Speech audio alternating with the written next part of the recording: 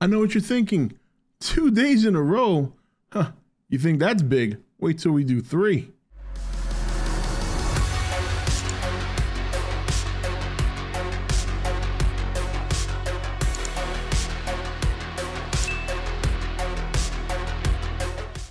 All right, guys, welcome to E.T.N. This is Rob.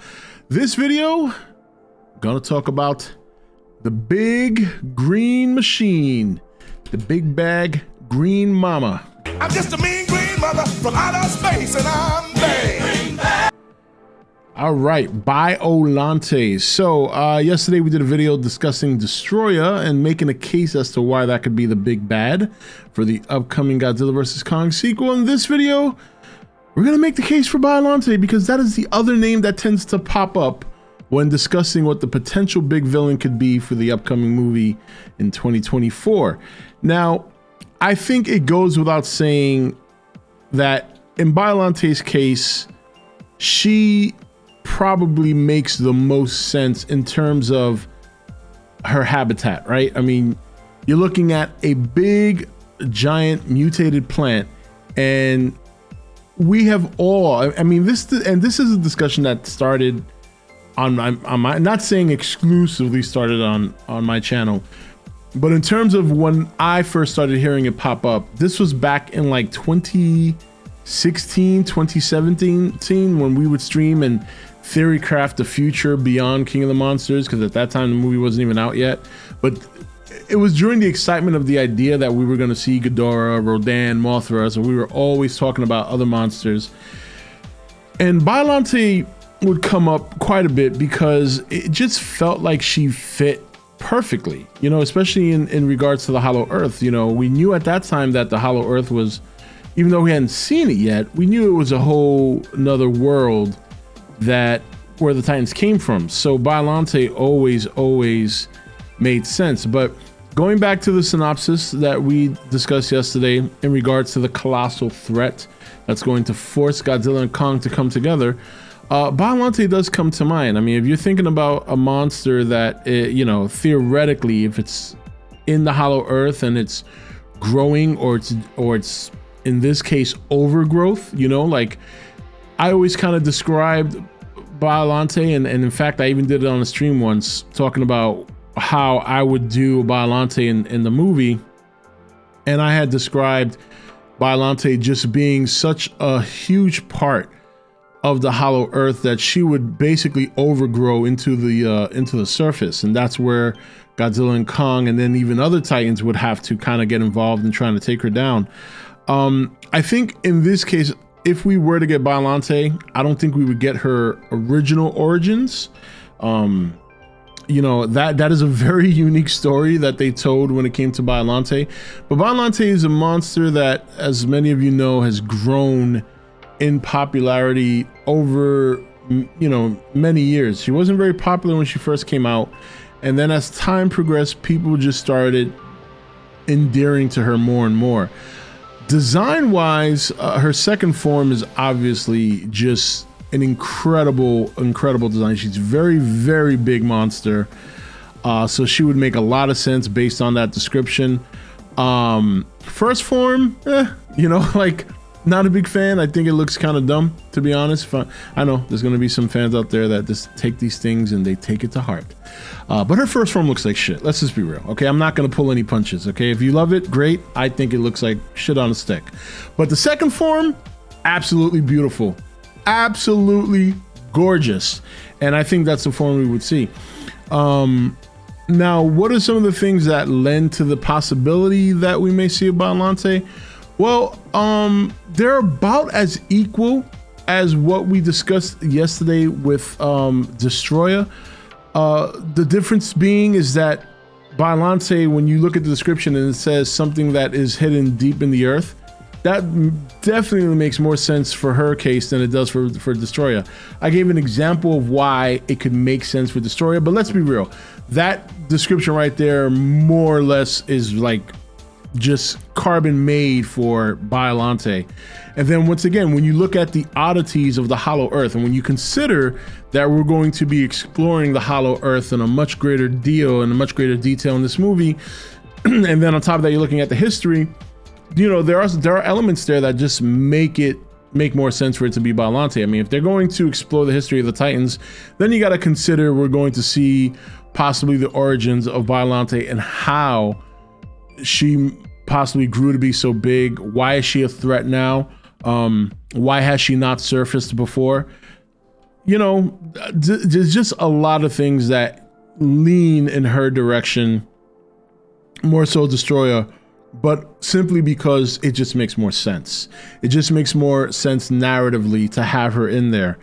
And I don't think it's, again, and I said this yesterday, and I'll say it again.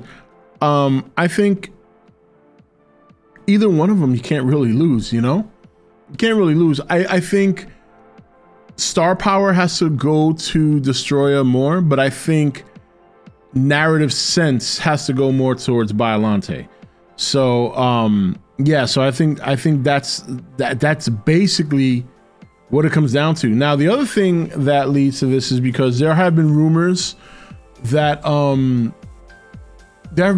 circulating that powers that be are letting it known that Biollante might actually already be within their, what I'm looking for, I don't want to say grasp, but that the IP for Biollante may already be present with Legendary. This came up on a stream. For those of you who go to the stream, I know a lot of you don't, especially the ones that watch the video, but for those of you who do, you guys were there when this happened twice actually, but more recently, Cougar, who many of you know, he makes the very funny puppeteering content on his channel. He's he does I'm saying celebrity work. It's not the word I'm looking for, but he has worked in Hollywood. He does a lot of voiceovers and stuff like that, and he has done work, and I still think does work for Warner Brothers. And he said, and I'm paraphrasing here because I don't remember word for word. This was like several weeks ago he mentioned this. But to make a long story short, he was talking about that there was word going around that there was a lease on Biollante that's already been obtained. And that's the first time I've ever heard of a term of an IP or maybe the ownership of a character being leased as opposed to already bought out.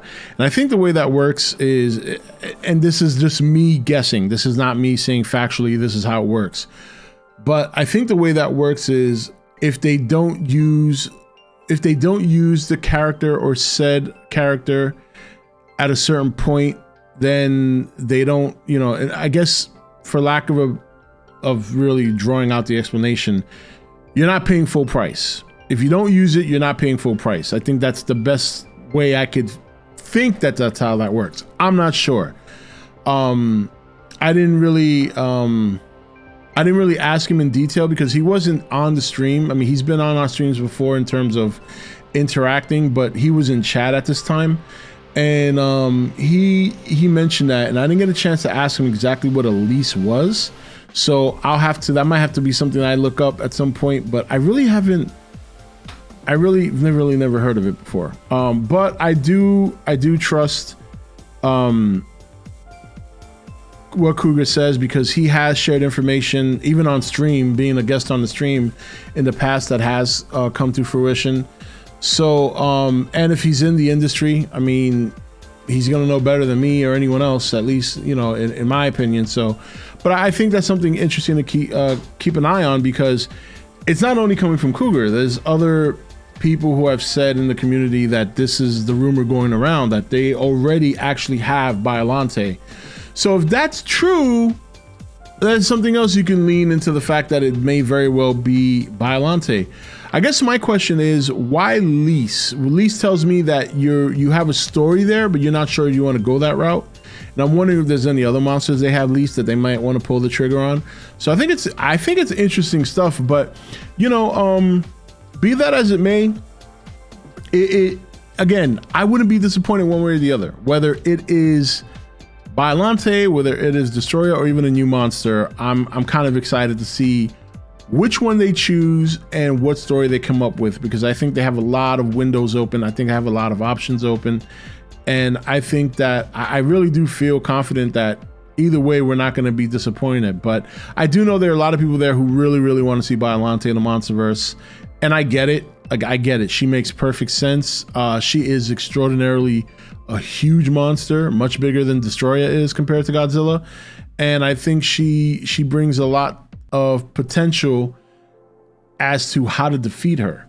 You know, if you take into account if they decide to tell her story in such a way where she's like an overgrowth, you know, not just a monster like we saw in her movie, but something more, something that is almost, it'll be an interesting conflict if the Hollow Earth survival depends on her survival. That's how intricate she is with the Hollow Earth, but at the same time, her survival also means the death of the surface, something like that. Legendary, you need to hire me if you want to get this writing done. I always mess around like that. I have to, because and people who have gone on my live streams know there have been some stories I've told that 2 years later some minor things pop up in the movies and it's like, oh, Rob, you need to really copyright your shit. I'm like, nah, it's just coincidence. But it is funny that it happens sometimes. So that's why sometimes you guys hear me come up with these crazy ideas, because or crazy theories or predictions, because I'm like, if it happens, then I look like a genius, and if it doesn't happen, no one's gonna hold it against me anyway, because nobody would see that happening. So, but yeah, I think, look, I think both monsters have a strong case. I do think you could make a case stronger for Biollante than you could for Destroya, but it's very close. It's very close, because the one advantage Destroya has over Biollante is the fact that, more or less, whether done intentionally or not, his origin's already been established. You know what I mean? Where Biollante's really hasn't. So, but she's easier to throw into the story out of nowhere than Destroya is if they didn't set him up. So that's why it's a really cool dynamic between both monsters. And like I said, I think that Destroya has the popularity edge over Biollante in terms of just, I think more people would like to see Destroya, but we'll see. We'll see. And we'll talk about some wild cards too. I know there's a lot of people who are throwing, you know, Gigan, and I saw you guys' comments, Gigan, Hedorah. You know, I don't think those monsters are likely at all, especially when you consider that, you know, especially in the case of Gigan, you know, they're talking about this monster being present within the Earth already, where monsters like Gigan and Space Godzilla are from space, and they have already shown not to shy away from the idea of keeping certain origins for certain monsters. I mean, they kept Ghidorah's origin from space, they just didn't really delve into it. So I don't see why they would change Gigan or someone like Space Godzilla from a space monster to a Hollow Earth monster. It doesn't really make sense to do that. Plus, I don't want to see Space Godzilla anyway. Space Godzilla is just not. No, that's not. You know, there's certain things we just can't see in the Monsterverse. Space Godzilla is one of them. So, anyway, that's it for this video. Look, same questions from yesterday. Are you team Biollante? Are you team Destroya? Are you team I don't give a shit? And we'll continue this discussion. We're going to talk about the case for a new monster, and we'll discuss some of the wild cards that I think you might want to consider, and write off some of the hopefuls. And basically, you know, everybody on stream usually calls that session me destroying dreams, but you know, we have to live in reality, right? You know, you guys know I'm not going to cater to you.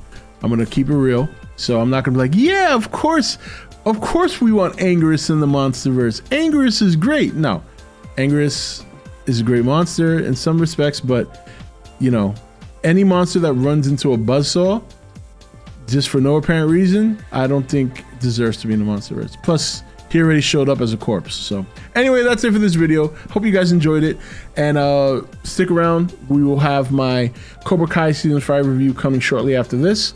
Until next video, this is Rob signing off for E.T.N, where we don't do news, we just talk entertainment. Take it easy.